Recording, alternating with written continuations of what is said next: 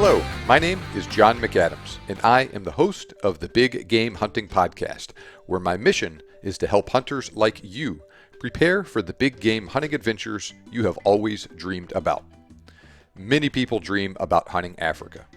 After all, Africa has something of a mystical appeal to a lot of serious hunters as an exotic land of unique animals, different cultures, and fantastic hunting, where it is still possible to have a true hunting adventure. However, many of the same things that make a hunt in Africa seem so appealing can also make the process of planning a hunt in such an exotic location seem pretty intimidating as well. With that in mind, I had an idea to host a hunt for a couple of listeners to help them achieve their hunting dreams. I did this for a number of reasons. I wanted to get to know some of my listeners on a more personal level. I wanted to help them prepare for their hunt in a more hands-on manner to ensure that they felt comfortable and 100% ready for their hunt. And I also just wanted to share that experience with them. C.J. McElroy was the first head of Safari Club International, and he once said, "The only man I envy is the man who has not yet been to Africa, for he has so much to look forward to." Just being in Africa is always great, but this hunt was wildly successful. We had excellent companionship in camp and afield, beautiful scenery, amazing interactions with wildlife, both game and non-game species, and of course, excellent hunting. Now, two podcast listeners joined me on this trip, Mike from Canada and Fernando from Mexico. Both were experienced hunters in their home countries, but neither one had ever been to Africa before. I remember how special my first trip to Africa was, and it was a privilege to share that with these gentlemen. Both were very solid guys, and I genuinely enjoyed hunting with each of them during the day and then swapping stories with them around the dinner table and around the campfire each evening. Johan Seifert, Kobus Kok, and Christian van der Wiesthausen were our PHs for the duration of this hunt, with assistance from our trackers Philemon, James, and Ernest. I invite you to join me for the next few minutes to see some of the highlights of our safari. We hunted together for certain parts of the trip, but we also hunted separately for large portions of the safari as well. For that reason, we don't have video of every single noteworthy event from the hunt.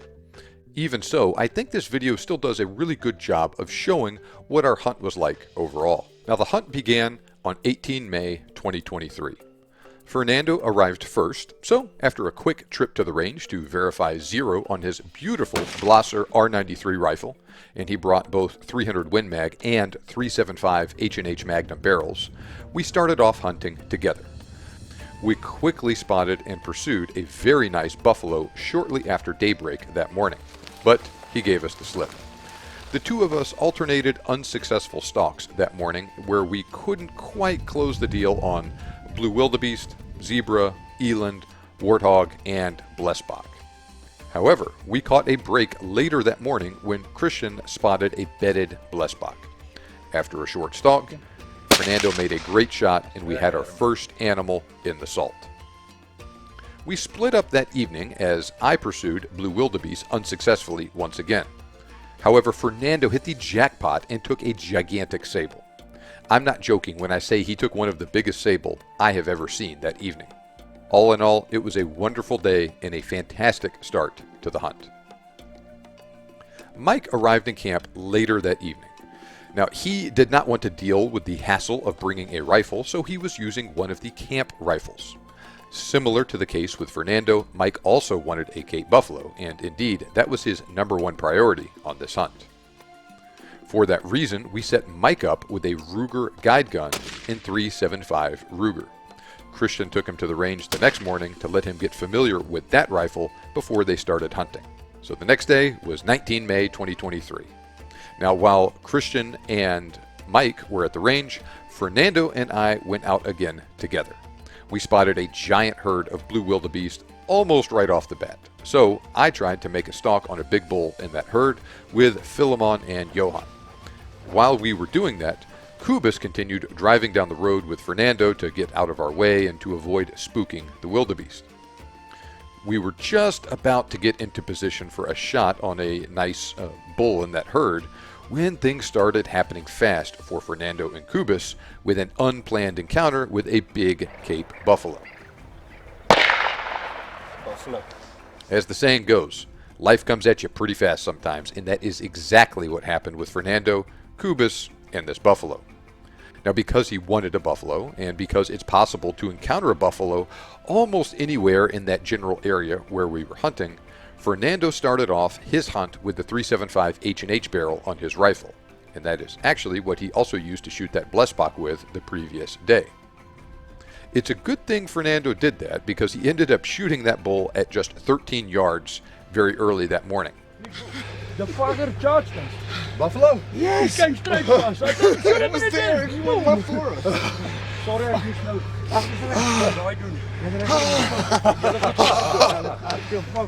Fortunately, he made a couple of good shots with his rifle.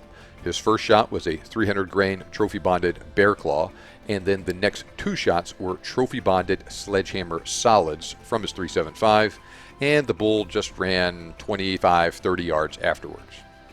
And just like that, we had our first buffalo down. Oh my goodness, it was a nice bull too. Sometimes you just have to take what the bush gives you, and Diana really smiled on Fernando that morning.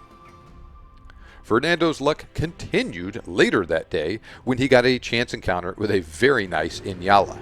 Now at that point he had switched over to his 300 Win Mag barrel, and a 200 grain terminal ascent bullet did the job on that Inyala. While Kubis and Fernando were taking care of things with that Inyala, Mike and I went off our own separate way with Christian and Johan to see what we could find for Mike. We encountered a couple of groups of blessbok and unsuccessfully tried to stalk those different groups a couple of times, but they ended up giving us the slip without offering a shot. However, it did not take long for our luck to change when another big Inyala bull offered Mike a shot. A 270 grain Barnes TSX from his .375 Ruger really did a number on that Inyala. And just like that, Mike got his first African animal. The three of us split up after lunch, and we all went our separate ways. I hunted with Kubis and Philemon that afternoon and did some serious walking. After a couple of hours, we spotted a big herd of impala, but a female in that group spotted us and spooked the rest of the herd. As it turned out, there was a big blue wildebeest nearby that also spooked when the impala took off running, and we didn't even know he was there until we saw him running off with the rest of the impala. But that's how it goes sometimes. However, things finally came together for me a couple minutes later when we bumped into another big group of impala. A big ram near the back of the herd appeared. Philemon whistled to stop him, and he offered a perfect shot. I placed a Hornady 160 grain CX from my new 7mm PRC rifle straight through the vitals of that impala, and he did not go far at all after the shot. Now, while that was going on, Mike and Christian also ended up taking a good blessbok. So all in all, a really busy day, but also a really good start to our hunt. We all split up again the next morning, which was the 20th, and once again, I unsuccessfully pursued blue wildebeest. That same problem continued through the rest of the day. It wasn't for lack of trying, or for lack of wildebeest either. They were there, we were seeing them, and we were doing our darndest to get a good bull and take a shot, but things just weren't coming together. Unfortunately, the same thing was true with me for Cape Buffalo, and the next couple of days were both heartbreaking and really frustrating for me as I unsuccessfully tried to close the deal on a really nice bull. However, things came a little bit easier for Mike and Fernando though, and they ended up taking a darn nice sable and kudu respectively that morning of the 20th. I spent the morning of the 21st on the trail of buffalo, but things went better for Mike and Fernando that day. Indeed, Fernando ended up shooting a nice zebra in the late morning with Christian and Michael. Mike told me at the start of his hunt that his #1 priority in Africa was a really good Cape buffalo. Well, he got his wish later that day with Johan, Christian, and Fernando. As the light faded that evening, he got a shot on a really nice bull. His first shot was on the money. A buffalo is a large and tough creature at baseline. However, some are tougher than others, and this particular bull just did not want to give up. When all was said and done, it took 11 shots from a combination of his .375 Ruger and Johann's .416 Rigby to finally put that buffalo down. At least 4, possibly 5 or even 6 of those shots hit the heart. That buffalo did not go far at all after Mike's initial shot, and he actually ended up expiring in a place where he wasn't that hard to recover either. Now at this point, we had a pretty healthy and diverse mix of animals down. Interestingly, nobody had taken a blue wildebeest yet, so I was not the only one who had struggled to get one. Things changed dramatically the next day though, which was the 22nd of May, as a weather front blew through. There were definitely wildebeest in the area the whole time, but they seemed much more active during the day, starting on the 22nd, and our luck quickly changed with them. Fernando shot a nice blue wildebeest bull that morning. I was on the trail of buffalo most of the day, but Kubis and Philemon spotted a good wildebeest bull for me late in the evening. I sprinted a few hundred meters to get into shooting position, then got set up on the sticks for a shot. The bull was only 70 to 80 meters away, but light was fading fast and he seemed content to eat with his rear facing me. Knowing I didn't have much shooting light remaining, I waited for him to turn his head back and look at us, tuck the crosshairs in behind his ear, and squeeze the trigger. Looking back on things, that was the highlight of my hunt. I put in some serious walking to get that wildebeest over the previous few days, and I was thrilled to have it all finally come together that night. The crimson sky, the moon, and the planet Venus all made a stunning backdrop for my photos that evening. As luck would have it, Mike also shot his wildebeest that same evening, right around the same time I got mine. His experience also showed just how darn tough those creatures can be. He hit his bull straight through the vitals with a 270 grain Barnes bullet from his .375 Ruger. Even so, it still ran several hundred yards afterwards, and they had a surprisingly difficult time finding it in the dark. Luckily, he made a good shot with a powerful cartridge, otherwise it would have been a really frustrating night for him. The next day, which was the 23rd, was a lot more of the same for me. Lots of walking on the trail for buffalo. The buffalo in that area really like to hang out in the places with the thickest, nastiest, and thorniest brush. Well, we walked mile after mile through those areas, and though we did come really close a few times, we never got close enough to close the deal on that buffalo. On a more positive note, Mike did end up shooting a really nice warthog that afternoon. Interestingly, the warthog turned his head at the last second as Mike was squeezing the trigger, and he unintentionally shot off one of the warthog's tusks with the same bullet he used to kill that warthog. Talk about a 1 in a million shot, but pretty cool. Now, Fernando had another awesome day on May 24th, and he ended up taking a very nice Gemsbok and great Impala on that day. On the other hand, the 24th was another long, frustrating day for Mike and I. I remained on the trail of buffalo, and I put in another solid day of walking and searching for that bull, but once again came up short. Likewise, Mike was having similar problems with kudu. A great buffalo was his #1 priority, but a nice kudu was priority #2. Similar to the issues I was having with buffalo, that kudu was just eluding him. We were both feeling pretty down on ourselves at dinner that evening, and I could tell that he was frustrated with how things were going with the kudu. I was feeling the same way, and we had both had a really great hunt overall, but I didn't want to end things on a sour note. Fortunately, Mike and I had a good talk, and we resolved to make the most out of that next day, which was our last full day of hunting in Africa. It's interesting how things like that can work, because in that conversation, I was trying to cheer him up, and I ended up feeling a lot better myself afterwards. We headed out a little earlier than usual that next morning, and that day just had a different feel to it. Sure enough, Mike's luck changed, and he got on a great-looking kudu early that morning.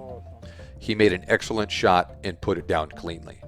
I was hunting separately from him that day, but we made a point to go over to where they were recovering the bull as soon as we got the news. Mike was a completely different guy at that point from last night, and he looked almost as though a giant weight had been lifted off his shoulders. His good luck continued that day as he finished his hunt with a nice impala that afternoon, while Fernando wrapped up his hunt with a steenbok. As for me, I went home without my buffalo. It wasn't for lack of trying. We worked our tails off trying to close the deal on that bull, with Johan, Kubis, and Christian using every trick they could think of to get me on him. On my shortest and lightest day of hunting, I walked 3.5 miles.